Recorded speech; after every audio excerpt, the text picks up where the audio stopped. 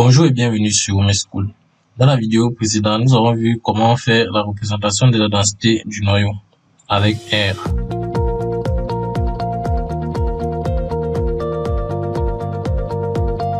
Aujourd'hui, nous allons approfondir cette analyse et ajouter des éléments supplémentaires à notre visualisation pour la rendre encore plus informative et utile. Alors, nous allons transformer notre objet de la représentation du noyau en un objet raster qui va nous permettre de facilement reprojeter cet objet-là dans un fond de carte interactif, ainsi que ajouter des contours à notre objet raster afin qu'il puisse épouser parfaitement les contours représentant les limites des quartiers de notre arrondissement.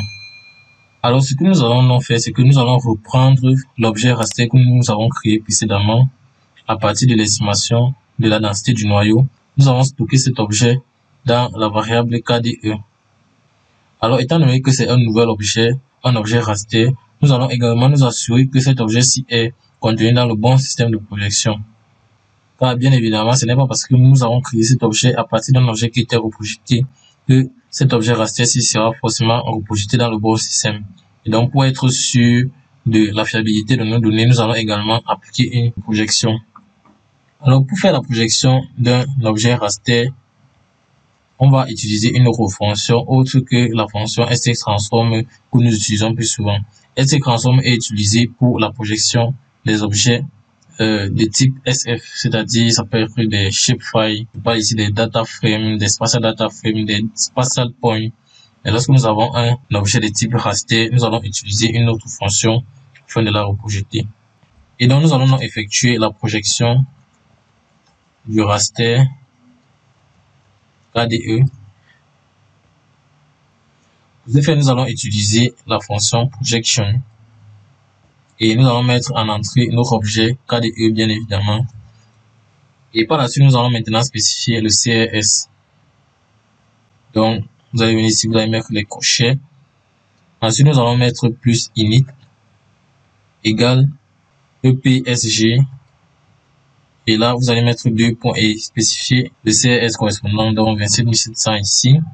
Et par la suite, vous pouvez exécuter. Alors, nous allons donc reprojeter notre raster et nous allons donc passer à l'étape suivante. L'étape suivante va consister à la création de la carte proprement dite. Alors, nous allons utiliser la librairie tmap. Alors, cette carte affichera la densité des points de vente de maisons sous forme d'un raster sur notre carte interactive OpenStreetMap.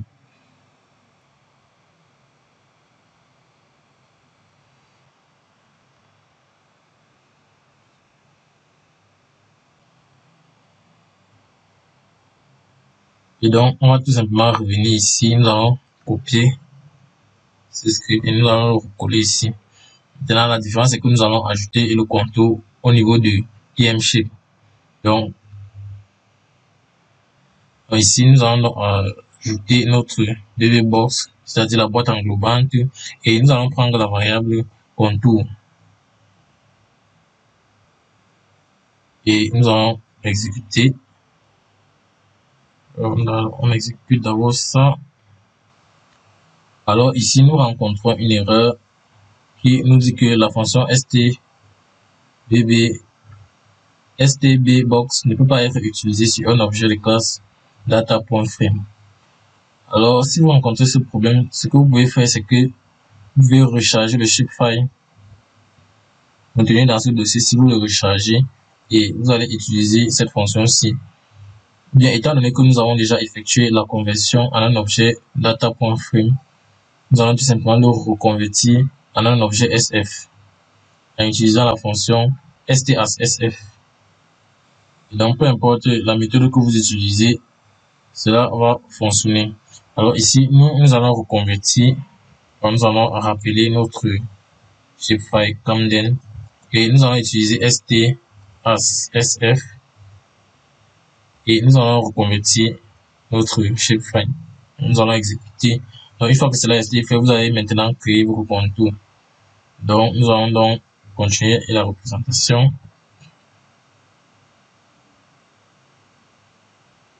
Et donc, comme vous pouvez le remarquer ici, nous avons effectué une espèce de zoom sur notre concentration de la densité du noyau. Et là, vous pouvez remarquer donc que nous sommes passés de ceci à une carte beaucoup plus grande. Et vous remarquez donc que cette carte-ci ressemble à peu près aux limites des quartiers de notre arrondissement, aux limites des contours de l'arrondissement. C'est-à-dire, elle prend à peu près la forme de l'arrondissement de Camden. Alors bien sûr, nous allons donc améliorer notre carte. Nous pouvons ajouter les contours d'autres éléments visuels pour mieux interpréter les résultats. Les contours peuvent aider à visualiser les niveaux de densité précisément. Donc, nous allons revenir ici et nous allons ajouter d'autres informations. Pour la représentation de notre raster, nous pouvons ajouter une palette de couleurs. Comme je vous l'ai montré dans les vidéos précédentes de cette formation, vous allez entrer dans le site et vous allez trouver les différentes palettes de couleurs. Alors, nous allons utiliser la palette RDYBU. Ensuite, nous allons maintenant travailler sur les contours et nous allons spécifier le type de ligne. Donc, nous allons utiliser à nouveau TM Shape et nous allons spécifier les lignes en utilisant Contour Line. Donc, nous voulons que nos contours soient des lignes et nous allons maintenant spécifier en utilisant TM Line. Nous allons spécifier la couleur. Donc, nous allons prendre une couleur noire, black. Et maintenant, nous voulons ajouter une légende. Donc, nous allons prendre TM Layout. Nous allons spécifier le titre par exemple en utilisant le paramètre title. Et en entrée, nous allons mettre densité des ventes de maison. Nous allons laisser comme ça, de Camden. Et ensuite, pour finir, nous allons donc ajouter la légende. Donc, vous allez venir ici, toujours au niveau du layout, et on va utiliser legend.size.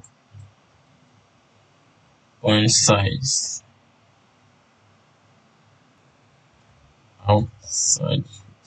Et on va entrer true. Alors, cela va nous permettre d'ajouter un titre et d'afficher notre légende. Alors, bien évidemment, vous pouvez également ajouter d'autres couches de données à votre carte, telles que les limites des zones ou des points d'intérêt spécifiques. Alors, cela va vous fournir un contexte supplémentaire à votre analyse. Alors, nous, dans notre cas, nous allons nous arrêter là. Et nous allons maintenant afficher notre carte.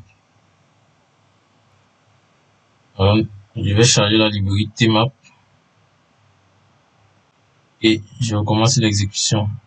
Alors ici, il y a une erreur, c'est TM Shape. Et nous allons exécuter. Alors l'erreur nous indique que Contour Line ne peut pas être utilisé pour des objets de classe SF. Donc nous allons juste remonter et créer nos contours à partir du raster. Et donc nous allons donc utiliser Contour Line et nous allons utiliser notre contour comme un objet raster. Ensuite nous allons le reconvertir en tant qu'objet SF pour être utilisé dans la librairie Tmap. Ensuite nous allons donc exécuter. Une fois que cela a été fait, vous pouvez maintenant représenter votre carte. Et donc, nous avons donc notre carte qui est représentée ici. Donc, si vous remarquez bien, nous avons agrandi notre shapefile et nous avons également créé des limites. Ce que nous pouvons maintenant faire par la suite, c'est représenter cette carte-ci sur notre visualiseur, c'est-à-dire sur une carte interactive. Alors, pour le faire, tout ce que vous devez faire, c'est changer le mode d'affichage. Et donc, au lieu de faire une représentation graphique, nous allons plutôt faire une représentation au niveau du visualiseur. Donc, pour ce faire, vous allez juste changer le mode d'affichage en tapant la commande TMMode et nous allons passer en View. Alors, une fois que vous avez donc activé et vous êtes passé maintenant au niveau du visualiseur, si vous exécutez à nouveau, nous avons maintenant notre carte qui est affichée au niveau du visualiseur. Comme je n'ai pas une très bonne connexion internet, cela va prendre du temps à charger, donc nous allons l'exporter et l'enregistrer en tant que page web. Donc, vous avez le nom que vous voulez. Nous allons mettre Camden tout simplement et nous allons enregistrer. Et comme vous pouvez le voir, nous avons dans notre carte interactive qui a été créée. Ici, vous avez le titre de votre carte. Ici, vous avez la légende. Et vous avez les différents fonds de carte que vous pouvez charger. Là, en l'occurrence, nous allons charger le fond de carte OpenStreetMap. Vous avez les différentes couches. Donc, comme vous pouvez le remarquer, nous avons donc une forte concentration du noyau de densité dans cette zone-ci. Ayant déjà un fond de carte labellisé, nous pouvons directement identifier les zones. Vous avez directement les noms à partir du fond de carte OpenStreetMap. Et cela peut donc permettre de prendre des décisions dans votre analyse spatiale. Donc, vous pouvez changer le fond de carte, vous pouvez désactiver la légende, vous pouvez désactiver les couches, les contours. Donc voilà, nous allons revenir ici. Voilà, nous allons donc enrichir notre carte de densité en ajoutant des contours et éliminer des zones pour une meilleure interprétation des résultats. Donc, grâce à cette technique, nous pouvons visualiser non seulement où les ventes des maisons sont les plus concentrées, mais aussi comment elles se distribuent par rapport aux limites géographiques de l'arrondissement Camden. Nous arrivons donc au terme de notre vidéo. Dans la prochaine vidéo, nous allons voir comment découper notre objet raster par un polygone. Nous allons récupérer le polygone contenant nos quartiers et les limites de notre arrondissement et nous allons découper de manière à ce que nous puissions rester exclusivement avec les zones de la densité qui sont représentées dans notre raster. Merci de nous avoir suivis et à la prochaine.